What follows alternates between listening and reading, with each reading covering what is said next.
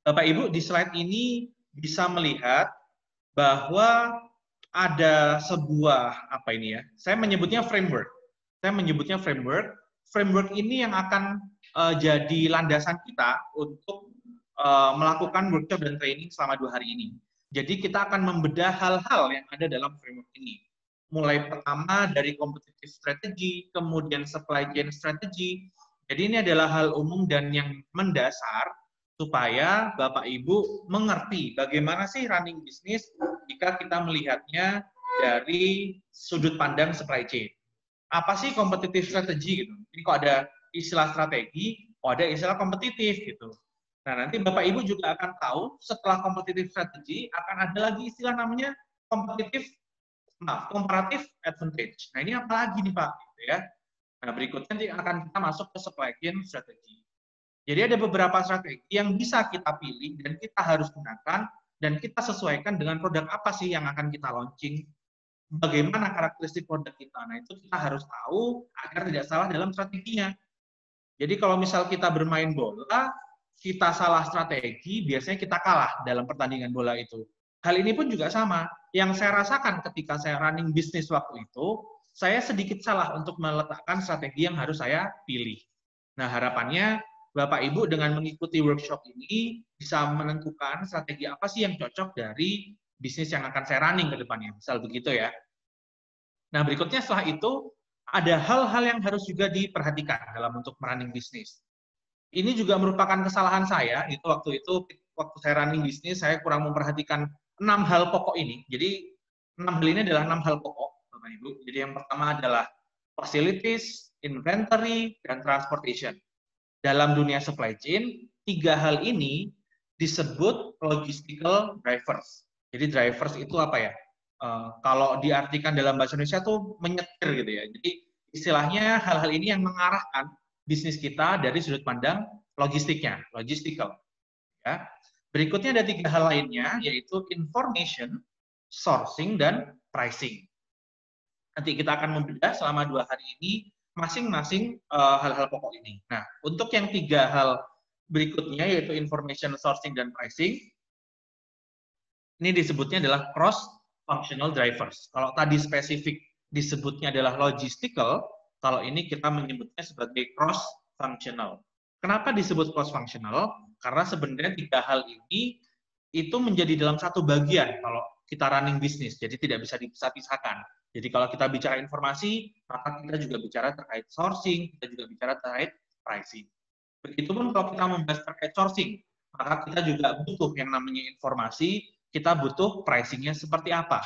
Begitupun ketika kita membicarakan pricing, kita perlu mendapat informasinya seperti apa dan sourcing-nya bagaimana. Nah, jadi framework ini yang akan kita gunakan selama training dalam 2 hari ke depan. Baik, untuk yang pertama, saya akan membahas mengenai competitive strategy dan supply chain strategy sebagai bridging gitu ya, karena di sini juga ada peserta yang di luar dari teknik industri gitu. Saya mencoba untuk menyamakan persepsi dulu, gitu ya. Apa sih supply chain itu dan bagaimana sih kenapa kok bisa disebut supply chain? Nah, saya mulai dari supply chain players. Jadi kenapa supply chain itu disebut sebagai kalau dalam bahasa Indonesia kan namanya rantai pasok. Jadi chain itu adalah rantai, supply itu adalah pasoknya. Jadi kenapa disebut rantai pasok? Karena sebenarnya dalam satu network atau dalam satu jaringan ini itu disusun gitu dari berbagai macam supplier. Saya ambil contoh, misal kita mau jualan mie ayam gitu ya, kita mau jualan mie ayam. Maka mie ayam kita gitu, mie ayam kita ketika dipandang oleh customer, maka mie ayam kita itu kita disebutnya adalah kita menyuplai mie ayam kepada si customer itu. Oke. Contoh begini, ada seorang customer ingin mengadakan hajatan gitu ya di rumahnya atau mengadakan pesta, kemudian butuh mie ayam. Kontaklah si customer ke kita. Pak, saya butuh mie ayam 30 porsi nih buat acara saya. Maka bisa disebutkan bahwa kita itu sebenarnya kan kita penjual ya, seller. Tapi dalam hal ini kita memasok yang namanya mie ayam ke tempat customer tadi. maka kita disebut supplier karena kita menyuplai mie ayam tadi. Untuk membuat mie ayam, maka kita butuh namanya mie mentah, kita butuh namanya daging ayam, maka kita butuh supplier lagi, gitu ya. Nah, tadi kita sudah berperan sebagai supplier nih ceritanya. Kita butuh supplier lagi. Maka supplier berikutnya diistilahkan supplier. Jadi suppliernya supplier, pemasoknya pemasok, gitu ya. Nah, si penjual mie tadi yang kita beli mie-nya, maka kan itu juga butuh nih, kalau mau bikin mie kan dia butuh tepung, butuh garam, butuh minyak, butuh alat untuk menggiling mie-nya. Maka si supplier atau pemasoknya pemasok butuh pemasok lagi nih ceritanya. Akhirnya muncullah namanya supplier. Nah, itu kalau diartikan jadi pemasoknya pemasok gitu ya. Nah, ini kan akhirnya dalam satu rantai itu kan adalah kumpulan dari berbagai macam supplier atau kumpulan dari berbagai macam pemasok. Nah, itu kenapa disebutnya adalah rantai pasok. Itu ya kurang lebih Bapak Ibu ya pengantarnya. Nah, sebenarnya kalau misal kita rubah, kemudian Pak terminologi supplier ini terlalu rumit Pak gitu. Kalau kita mau menyampaikan ke orang kan jadi numpuk-numpuk nih kata-katanya gitu ya. Nah, kemudian kita konversi nih sekarang untuk memudahkan penyebutannya. Nah, supplier yang paling kanan, ujung paling kanan, biasanya dia sifatnya adalah retailer atau penjual ecer, gitu ya, penjual ecer. Jadi kalau kita jualan mie ayam, maka biasanya mie ayam kita itu dijualnya dalam 10 piece gitu ya, atau 20 piece atau 20 bungkus gitu. Untuk melayani yang misal acara nikahan gitu ya, yang harus 100 porsi, biasanya retailer nggak bisa. Gitu ya, biasanya retailer nggak bisa. Nah, makanya di atas retailer ada yang namanya wholesaler. Nah, wholesaler ini Bapak Ibu, dia yang menjual barang, biasanya barangnya sama seperti retailer, tapi dia menyediakan dalam jumlah banyak. Jadi kalau Bapak Ibu mau beli mie ayam dalam jumlah 100, 200, 300, biasanya wholesaler akan menyanggupi, tapi tidak dengan retailer. Ya, jadi basicnya sama gitu, cuma kapasitasnya yang membedakan, jadi istilahnya dibedakan. Nah, si wholesaler tadi gitu, dia pasti butuh material gitu, butuh bahan baku, maka yang paling ujung kiri itu kita sebut namanya supplier. Nah, kemudian misal Bapak Ibu mau bertanya, apakah memang dalam supply chain ini players-nya cuma 3, Pak? Enggak, players-nya banyak sekali. Cuma kalau saya gambarkan semuanya gitu ya, pasti akan panjang gitu dan kemudian confusing gitu ya. Nah, tapi pada intinya kita menyebut supplier, kalau sekarang kita sudah masuk terminologi yang berbeda-beda, maka istilah supplier tidak kita gunakan sepanjang network, tapi hanya kita gunakan yang paling ujung kiri. Kita sebut dia adalah supplier. Players berikutnya tidak kita lagi sebut dengan supplier, tapi sudah menjadi fungsinya dalam market itu seperti apa. Jadi begitu Ibu ya, Bapak Ibu. Jadi pertama, kenapa supply chain itu muncul terminologinya, yaitu dari hal itu tadi. Berikutnya adalah supplier, wholesaler, retailer adalah konversi, ya konversi agar kita menyebutnya mudah dan kita mudah untuk menggunakannya gitu dalam berbagai bidang, maka kita rubah istilahnya. Tapi secara basicnya gitu, semua players dalam rantainya itu bisa kita anggap sebagai supplier. Nah, berikutnya. Sekarang misal Bapak Ibu nanya, oke, kita kan butuh mie ayam nih, nganternya gimana dong mie ayamnya gitu ya, dari tempat wholesaler ke retailer. Begitupun kalau saya butuh tepung terigu gitu ya, dari si market ke tempat saya gimana caranya? Nah, di sini ada istilah namanya transport Bapak Ibu. Jadi moda transportasinya. Gitu. Sesimpel misal diantar sepeda motor, diantar jalan kaki gitu ya. Ketika ada pemindahan arus barang atau jasa dari satu tempat ke tempat yang lain, maka itu kita sebutnya transport. Apapun modanya. Nanti kita akan belajar lebih lanjut terkait beberapa moda transportasinya, gitu ya. Tapi nanti, gitu. Nah, dalam rantai pasok atau supply chain, transport ini itu dinamakan atau diistilahkan sebagai enabler. Nah, Kalau diartikan bahasa Indonesia itu apa ya? Pemungkin gitu ya, pemungkin. Jadi enabler. Nah, yang dimaksudkan enabler adalah barang ini bisa pindah dari satu player ke player lainnya karena memang dimungkinkan untuk berpindah, Bapak Ibu. Memang dimungkinkan untuk berpindah. Seandainya tidak ada transportasi, maka barang yang tadi itu tidak akan mungkin bisa sampai dari tempat supplier ke wholesaler. Juga tidak akan bisa sampai dari wholesaler ke retailer. Oleh karena itu, butuh pemungkin untuk memindahkan barang dari satu player ke player yang lainnya. Itu kenapa butuh enabler, butuh pemungkin. Dan pemungkin itu digunakan atau diambil fungsinya oleh transportasi. Ya, Bapak Ibu ya, jadi transportation becomes enabler of supply chain activities. Nah, berikutnya. Kalau tadi masih kita gambarkan yang berpindah itu satu arus, ya. Jadi arus dari supplier ke retailer, istilahnya dari hulu ke hilir. Nah, misalnya Bapak Ibu nanya, masa sih Pak dalam satu supply chain alirannya cuma searah? Masa sih nggak ada yang arah balik? Gitu? Atau mungkin nggak ada arus yang bolak-balik mungkin, gitu ya? Nah, maka kita menyebut ada istilah namanya flows in supply chain. Jadi arus dalam supply chain. Arusnya apa aja, Pak? Nah, yang pertama, seperti yang udah ada di halaman sebelumnya, arusnya adalah arus produk atau jasa. Gitu ya. Jadi bisa produk atau jasa. Arusnya. Nah, arus yang balik biasanya apa, Pak? Arus yang balik biasanya cash atau money. Ya, sekarang juga nggak harus bentuk cash, karena bisa ditransfer gitu ya. Transfernya pun juga bisa dalam berbagai bentuk. Nggak cuma dalam bentuk uang, sekarang kalau di US udah lazim menggunakan Bitcoin, gitu ya. Jadi bentuknya udah macam-macam. Modalnya nggak cuma lewat bank juga, kadang kita bisa menggunakan PayPal, kayak gitu ya, untuk alirannya. Jadi di sini digambarkan dalam supply chain itu, kalau kita beli barang, maka kita harus bertukar, transaksional, gitu ya. Jadi kalau kita beli barang, maka kita ngasih transaksinya apa nih? Dengan uang kah atau dengan barang kah gitu ya. Kalau dulu waktu zaman masih belum ada uang, transaksinya menggunakan barang juga. Jadi menggunakan value barangnya. Jadi misal Bapak Ibu jual daging ke saya, Bapak Ibu butuh sayuran nih. Maka daging yang Bapak Ibu berikan ke saya akan saya ganti dengan jagung misal.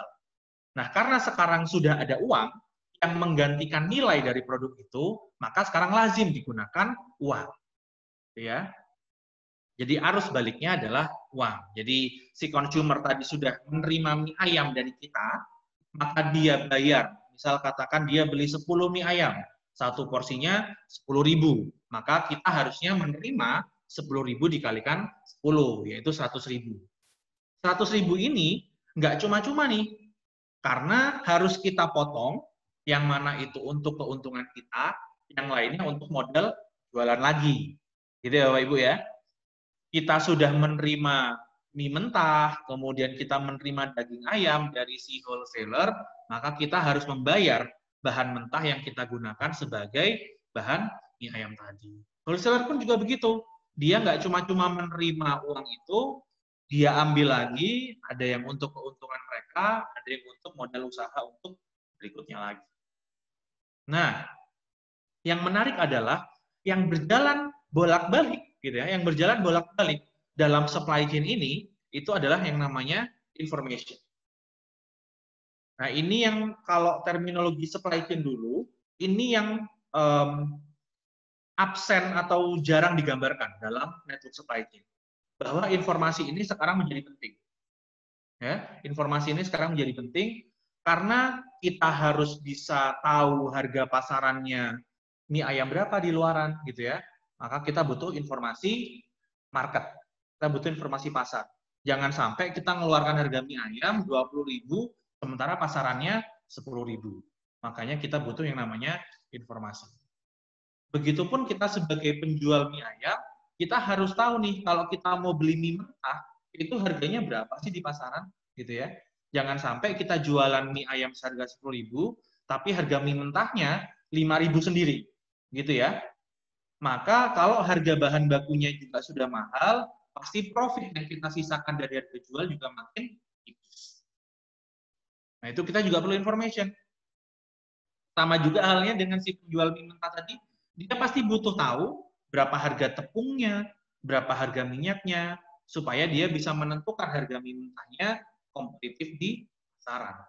Nah, ini saya udah nyebut kompetitif dulu ya.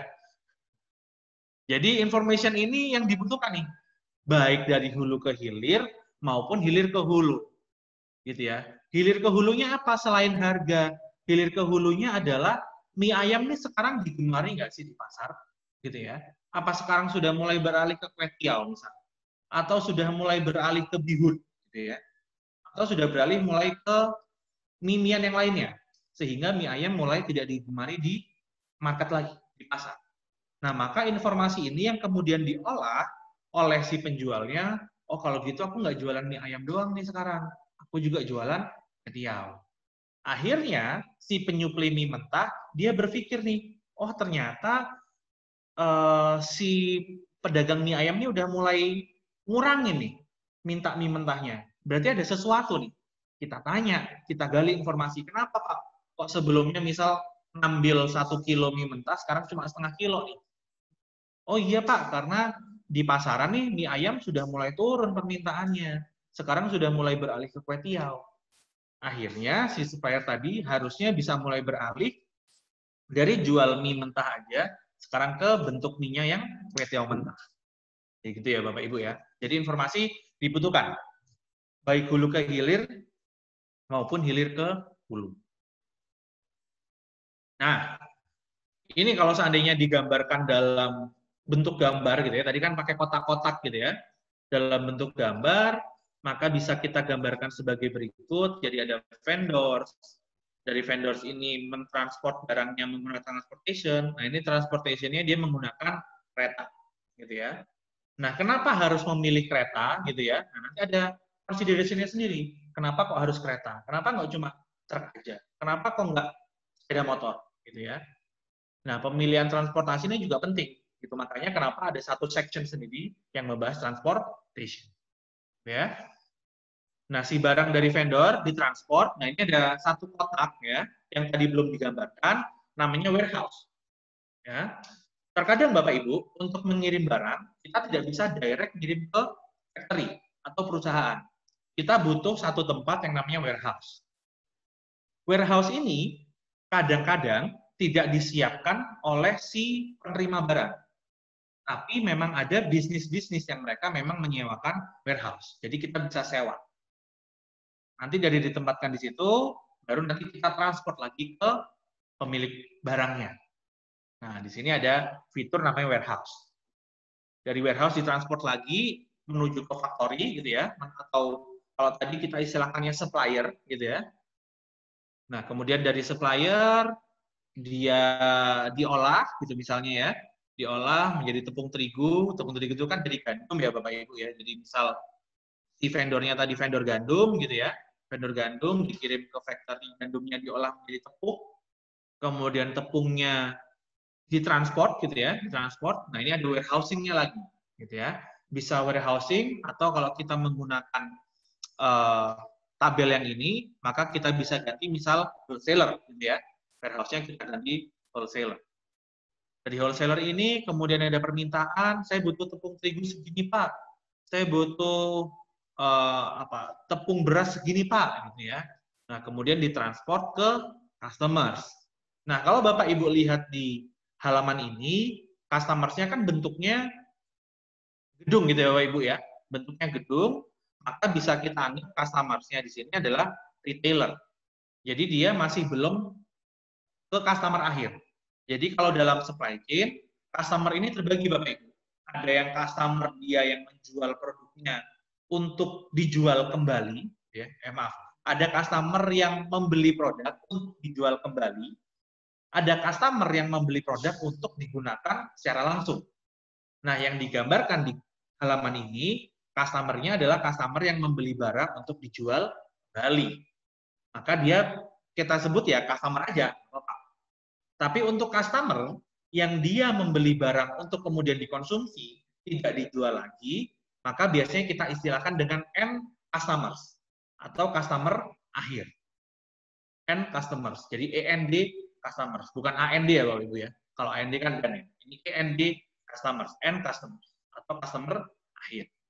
Biasanya mereka adalah tipe customers yang akan mengkonsumsi barangnya langsung, tidak untuk dijual kembali. Jadi ini biasanya ini disebutnya namanya big picture mapping gitu ya. Jadi kita melihat secara big picture gitu. Tadi kotak-kotak yang digambarkan ini kita lihat secara big picture-nya.